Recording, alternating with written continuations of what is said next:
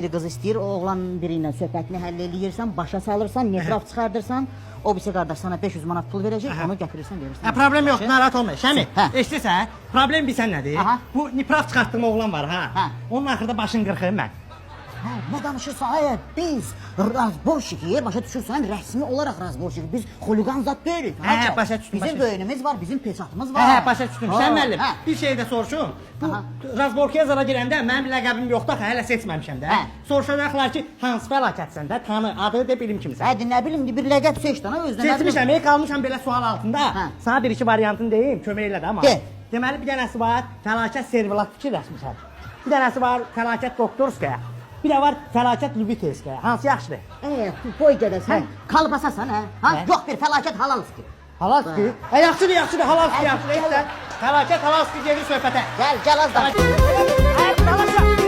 Hadi bir dalaşma. Buraya, bir dəqiqə.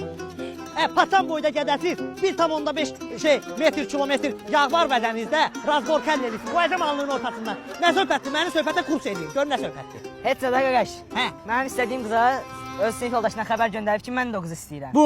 Hə. Hə. Qaqaş, sən o qızı istəyirsən, o qız səni istəmir. Başa düşdün hə? Bu səni Sevgi istəmir. qarşılıqlı olmalıdır, bildiyin. Bəli, razıyam, bundan da Ona razıyam. görə Hə. səni bir də qızın yanında görmürəm. Çox deyəmə.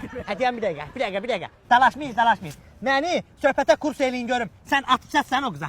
Atırsa da məri. Atışatdır. Deyir atışat da görsən. Sən bir iki suallar verim ona. Qulaq as. Sən onda atışatsansa bu partanın üstündə öz adın, üstə gəl qızın adı, üstə gəl laf, bərabər aşk yazmısan. Yox, yazmamışam. Yazmış da bu. Onda yaxşı bunu yazmamısansa şey eləmisən yəqin. Bu xatirə dəftəri tutub qızın baş hərfini yazmısan yəqin. Yox, ora. onu da yazmamışam. Onu da yazmamısan. Onda şey eləmisən yəqin. Qızın qapısını döyüb sinif yoldaşlarının yanında başı salıb səni göz vurub çıxmısan yəqin.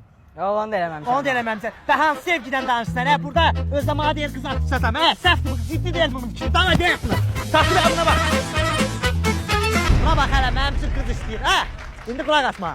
Sən o qızı sevirsən? Yox. Eşmirəm bəlkə. Yox, istəmirəm. Atışsasan o qıza. Yox. Ay çox, ağıllı ol. Get dərsləri yoxu, universitetə hazırlaş. Gələrsən qaqandan ixtisas seçərik. Başla, bəli, baş. Sürüş hə, qız istəyir mənim üçün. Panyakka. Gəl, narahat olma. Sana da gördüm qızı razborkanı çürütdüm. Qızı sənə həll elədim. Prosta sən də mənə bir söz deyib görüm. Bu qızı sən saxlaya bilərsən, evlənə bilərsən, pul qazana bilərsən. Əsas pul deyil, əsas biz soğan da yerik, çörə də yerik. Tək ki sevgimiz yaşasın. Nə qararsan? Soğan çörək yeyərsən. Ağza gələn danışmaya soğanla düşür sevir qızı. Gəl bura. Panyakkasız. Gəl gör qaqan, sağ maşınla nə verir? Gözlə. Ala. Leylək bezləri. Ala. Bunu mən nə edirəm ki? Lazım olacaq. Sən razborkaya test edəcəksən. Hə. Onda ala birini də verib. Sən görürəm razborkalarda jim eləyirsən. Ala bunu. Özün də get.